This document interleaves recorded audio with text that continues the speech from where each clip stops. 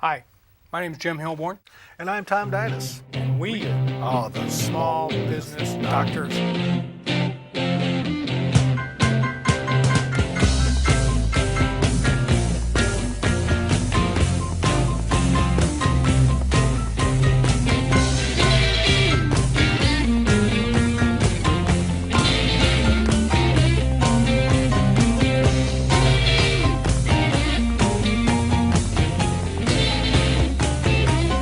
And I've been taking care of business every day. Taking care of business every way. I've been taking care of business. It's all mine. Taking care of business and working overtime. Doctors are in. The doctors are in. That's Yeah. right. We are operating. Without a license. Well, sort of. Maybe. A little. It depends on who you ask. Yeah. How you doing, Tom? Pretty good? You Good. ready to go on this one? We're going to talk about rental properties. Good topic. Yeah. Good And a lot of topic. people, it's it's a very standard investment. People are comfortable with real estate. Traditionally, it's been a very solid long-term investment. We had this bubble burst here recently, and that was caused a lot of people to start getting out of real estate. But I believe in the old Rothschild philosophy: buy when there's blood in the streets. And so now is the time. Currently, with the prices down and interest rates at historic lows, less than my parents bought a house back in the 50s for. Exactly. Yeah. That there's probably some good long-term plays, and if you're an aggressive buyer, to get a good deal and move back into the real estate investment. Well, and I'll say this too. This is we're making this segment in 2010, the end of 2010, and one of the things about and God, you hate to think like this, but it's true. People losing their homes, people selling short, people getting out of mortgages. Those folks are going to rent. And for many years, we had a kind of a down rental market during the housing boom because it was so easy to get a loan and to 100% loan and to buy a house. So it was almost as, within not very many dollars, if you could afford to rent, you could afford to buy. Right. And so why wouldn't you buy? And Uncle Sam wanted you to buy. He's going to give you this deduction for every bit of interest you paid. And that's certainly not true if you were renting. So, but now that the banks have tightened up, the interest rates are great, Tom. But they're not making a lot of loans to everybody. Now there lies in the rub. No matter how good the interest rates are, finding loans and qualifying for a loan is very, very difficult. Right, now. so, It's an overreaction to the loose credit that they did there for about 7 years. Oh, yeah. And so now that's coming back to haunt. And they're, as with everything, they go to excess in one way, and now they're overreacting to the other. Yeah, search for the guilty, punishment of the innocent. Yeah. Yeah, kind of there thing. we go. Yeah, exactly. So But anyway, if you are going to get into real estate investment, and we cover commercial in another class or segment, we're going to talk about just standard family residence, single family residence type, or maybe duplexes or triplex or Sure. quads. Anything above that, you're looking more like a commercial operation. But any real estate investment you do, you need to really look at that as a business. Absolutely. It's a trade or business. You're going to be on the hook for a lot of money. You're going to have to treat this as a business in order to make money and make it go long term. And this starts from the very beginning. Once you buy the property and you start putting it up for rent, you start getting potential renters, don't rent to family to begin with, because they're not going to pay. Don't rent to friends if at all possible, because they'll string you out occasionally and then you lose a friendship. What you want to do is, you want to get a credit check on whoever you're going to do. Oh, absolutely. You need to get referrals. And one question you always ask their prior landlord: would you ever rent to this person again? And get character, whatever it takes. Don't just do it. And the first person that comes in and goes, "Oh, it's a nice place, man. Can I rent it?" Say, "Oh, sure." Yeah. You need to set the rents based on what the market is. Now, this can sometimes cause problems in either an escalating market or a collapsing one that we currently have. But you need to find out what the market will bear in this area. You have to look at things such as, I'm going to be bringing X amount of dollars into this because there's no 100% financing anymore. That's right. So you're going to commit a certain amount of cash. What would you do with that cash if you didn't put it in this investment? How much is it earning you? And compare that to what the rate of return you're going to get out of this real estate investment. Now, it's a fairly complex calculation if you're not used to this sort of thing, but you can have just about any accountant or a lot of attorneys with financial background that can analyze this for you. So you need to set the rents, you need to find out what your loan payment's going to be and how much the property taxes are, and you're going to have an insurance cost as the landlord. You know, the tenant's going to have tenant insurance, but you're going to have an insurance that will cover the building in case of something, flood, fire, earthquake. And in most places, Tom, you can actually buy what's called landlord tenant insurance, which will cover you for some of the funny things that landlords can be subject to, like in tenant suits for non-habitable dwellings and sickness because of a mold and or these funny things. We'll get into that a little bit more. So there's a special type of coverage. It'll cost you a little bit more money. Also cover attorney fees, we'll get into that a little bit more. So that's not a bad thing to look at. So you need to know about that, landlord tenant insurance. So Right. But then you're going to say, okay, I'm going to get X amount of rent a month, and then I'm going to have to pay this, this, and this, and that's one part of the equation. That's what your cash flow is, what's coming in and what's going out. The next part of that calculation is you have somewhat of a tax bonanza because you have some very favorable depreciation laws, so you get depreciation on the house and a few other things that we'll go into in a little bit. And then all your out-of-pocket expenses, and we're going to go through all the expenses that you may or may not have in your rental property. right. Now, one of the first things you do, you've got a renter, you're going to have to, and you're going to have to get your records ready for your tax person, because he's going to say, how much did you pay for the building? You're going to say, well, I paid $250,000. That's the asking price, and that's what you paid.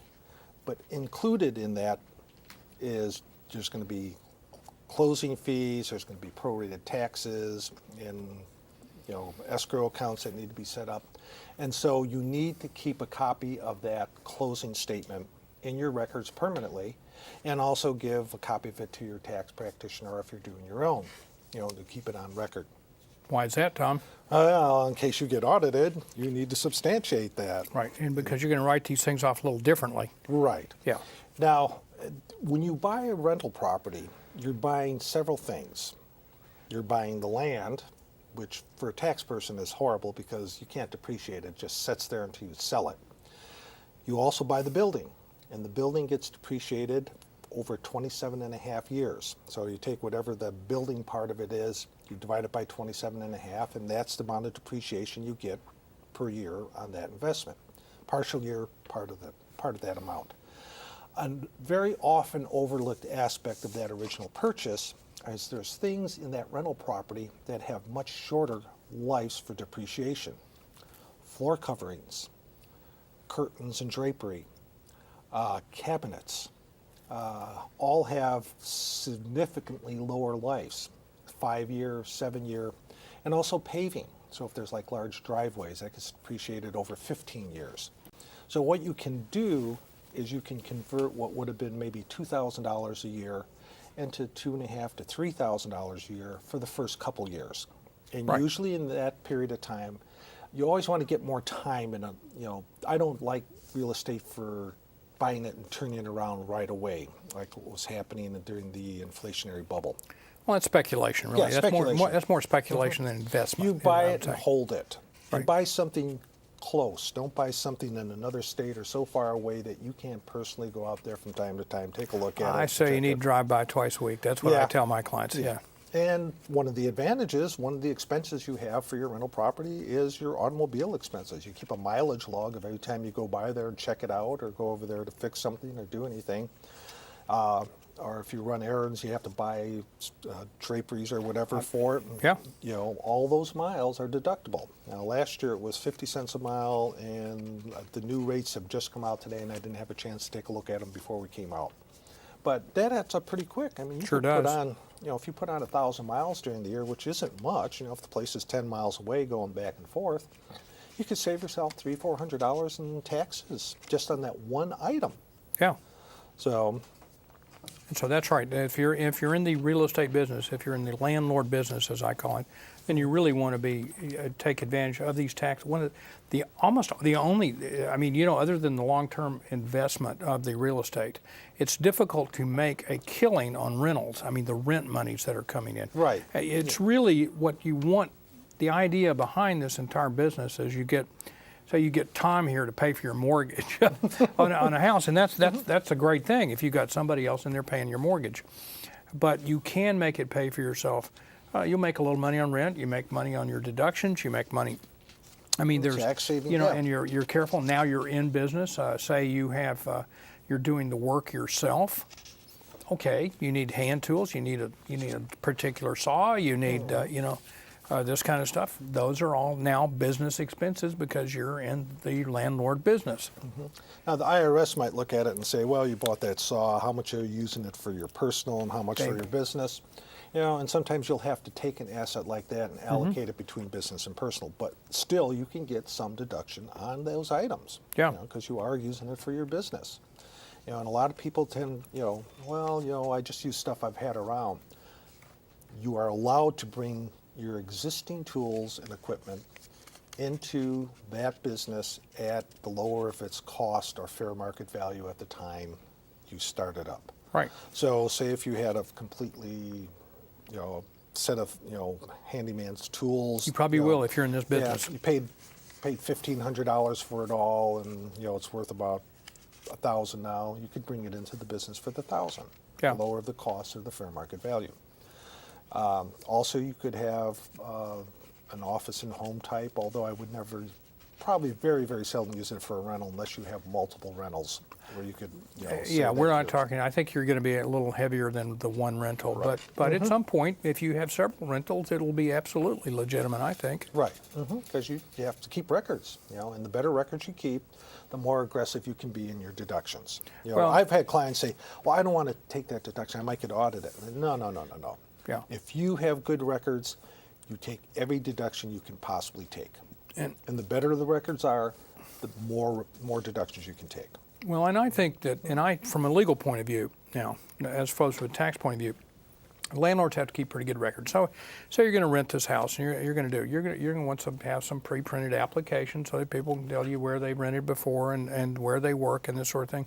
You're going to have numbers. You're going to number those applications, 1, 2, 3, 4, 5, and you're going to give it to a qualified applicant based upon the financial data and the ability to pay your rent. The reason you're going to do that is that you can't discriminate against, the basics. You can't discriminate against people on the basis of their color, their religion, their ethnicity, their national origin, their whether they, and the landlord business, a lot of times whether they have children, Dogs. yeah, well, if you're going to, that's what I mean. You Yeah. can't, that's why we're going to keep our applicants numbered. So first come, first serve Right. in that order. And of course, those applications have to be completely filled out correctly, or else you are at liberty to discard them and go to the next number. So the landlord does have some ability, but really you're going to have to be able to look back at, because if somebody says they didn't rent to me because I'm, I don't know, An whatever. attorney. Forget Yeah, that. an attorney. Yeah, exactly. I think you can discriminate against attorney, but say these, you're going to want it back. No, Jim was he was number 3, and we rented to number 2, or we rented to number 4, but Jim didn't sign his application, Yeah. and Misspelled his name. yeah, something of that nature. Yeah. So again, landlords have a lot of obligations to keep their houses habitable, and to treat their tenants in a business-like manner. And you can't just walk in there anytime you want. No, you cannot. They have a right to privacy. State to state changes, but you sometimes, if it's an emergency, you can go in there a lot of times, but you have to give them notice the rest of the time. So a lot of notice things, a lot of forms, notices on the door, But so, and we'll go into a little bit more of that later. But there, it's Yeah, you just don't want to get lax and think it's just this little odd little thing you're doing. It's a business. It's You a need business. you need to treat it, give and it the there's a respect it skills. needs. Have to learn some skills. Right. Like these. What's required? It's not rocket science, but you got to do it. Right. Just a checklist. Yeah, and speaking of checklists, let's talk about a checklist of the expenses you can take when you have a rental property. Okay. Yeah, how about that one? You folks didn't think we did fun stuff around here. I was going through the form, and so, of course, it's alphabetical, and so that's why my list is somewhat alphabetical. First of ready. all, advertising. If you're advertising for a renter, come in, Yeah. that's deductible, any amount that you spend for that. Making up signs to put in the front, unit for rent or whatever. Newspaper ad. That's deductible. We talked about the automobile expenses a little bit. Anytime you need to keep a auto log of the date you did it, where you went and the amount of miles. IRS says beginning and ending miles for the day, that trip. Normally, if you have a trip odometer and have the log, that usually suffices in case of an audit. And the primary purpose needs to be for business. So you can't go grocery shopping and pick up some light bulbs for the rental and say that mileage was. But if you went for the light bulbs and just got that and bought something incidental for personal, then it's deductible. Cleaning and maintenance. And that Right. would include a cleaning service that came in, any repairs and maintenance. Now, especially under the new healthcare, I think it's laws where it came in, people who own rental properties are going to have to be issuing 1099s for any contract labor services that are coming in and working on your property. Now, is that because they've lowered the value of No, those? they've just included them under the trade and Okay. business, the people who are required to issue the Okay. 1099s. Okay. So, any supplies that you have, cleaning supplies, repair supplies, anything that relates to that property and maintaining it, that goes in. Office supplies, for your book or your mileage log, or if you buy a special program that for renters, to track all the income and expenses and everything, that'd be deductible. If you're using a rental management company, which a lot of my clients do because they don't want to have to deal with it. And they collect the rents, they make sure it's paid, they check the people, they're set up to do the credit checks and the background checks and all the other stuff. And for that, you pay them 10% usually of the rents that are generated. A lot of my clients feel it's well worth it, so they don't get called at 4 o'clock in the morning to thaw out a frozen pipe so the toilets will work. No, and from the legal point of view, I really think that the property management companies are well worth their money. Now, if you're a guy or a lady that you're kind of hands-on and you can fix a leaky toilet and you can know what you're looking at when you look at a stove that won't light and that sort of thing, and you can do patchwork and paint, you don't mind doing that, maybe even enjoy it a little bit, and it's a great business for you, rental business. If you just want to make the investment in real estate, then the property management companies are a good way to go because they know how to do all the notices, they know how to do, and if they, all those things they can do. Right.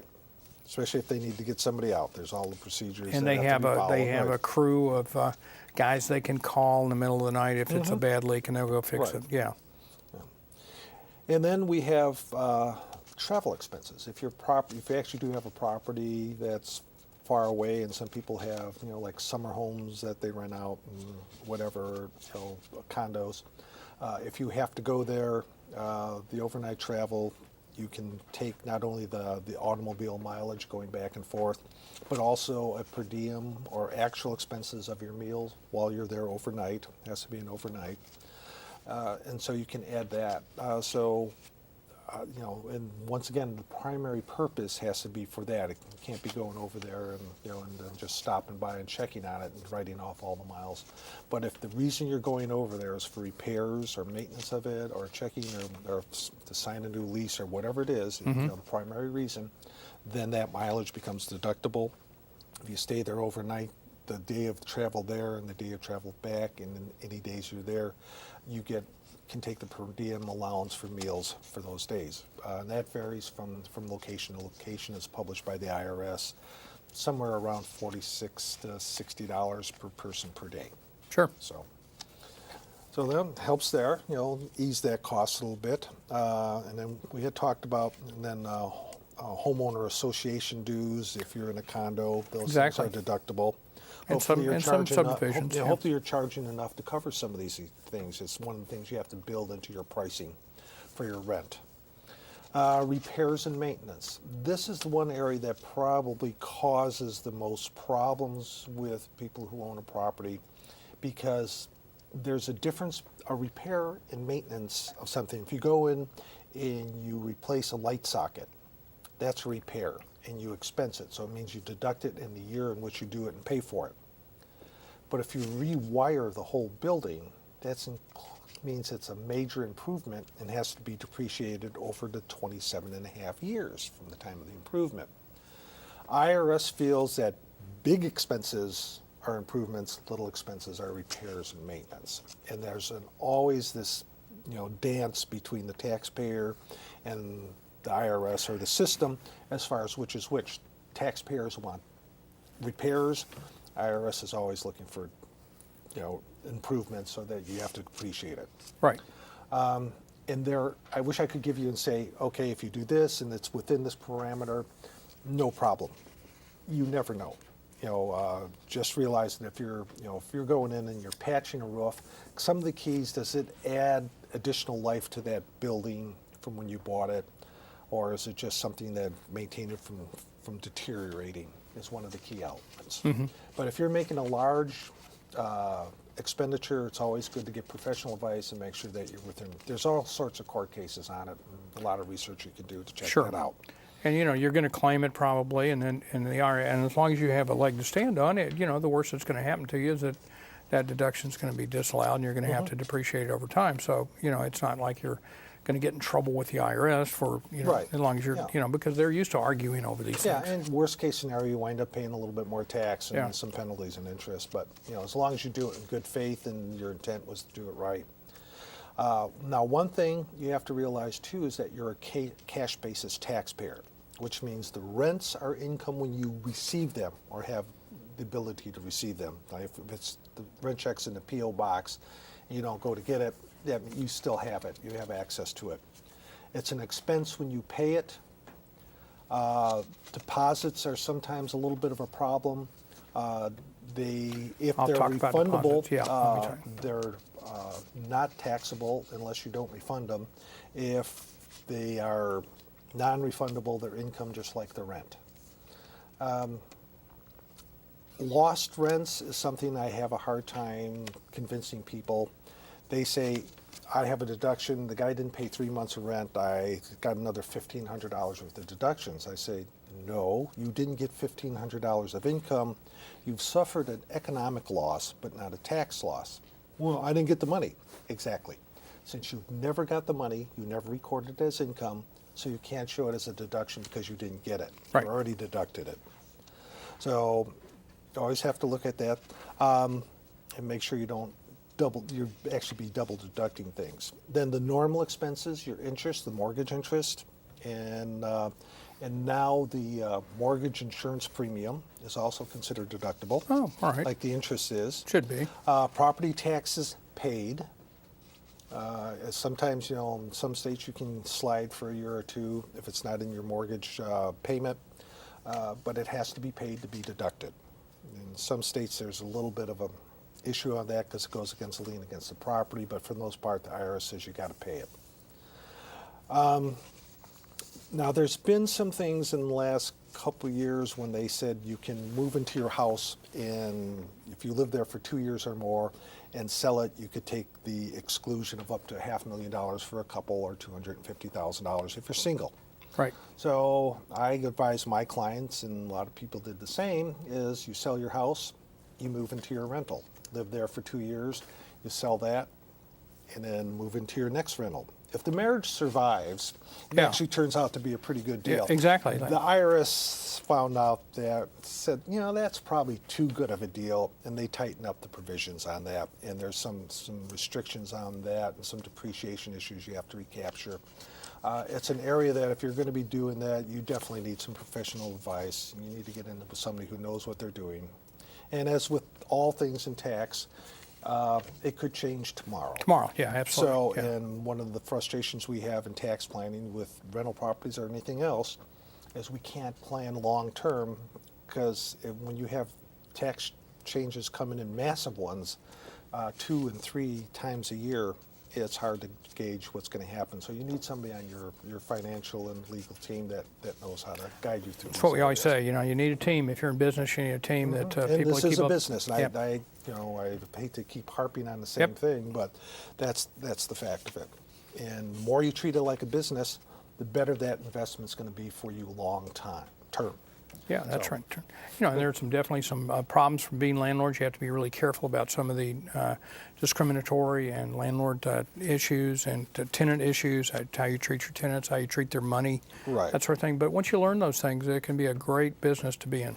Long term, real estate has always done very well. Very well. So Yeah, it makes exactly. a good, safe investment. You know, I like having bricks and things rather than numbers on a page. Well, and, you know, there are a lot of people too that feel exactly that way, that they're just not comfortable with intangibles, stocks and bonds. No, I want a house. yeah, something I you can know, go there and kick and stuff. Exactly, it's real. And I understand that perfectly. So do I. Yeah. I'm part of that group too. So, well, we've It's another. wasted our people's. Well, another good. food Okay. item. Well, good. Well, good. Well, thanks for tuning in then, and we'll see you again with the small business doctors, and pretty soon, and we'll be coming back with some more and varied topics. Tom, I've been thinking about putting together some different ones. So, Right. And some more advanced ones. Yeah. For people that want to go that extra step. So, Yeah. thank you. thanks, Tom. Have a good evening.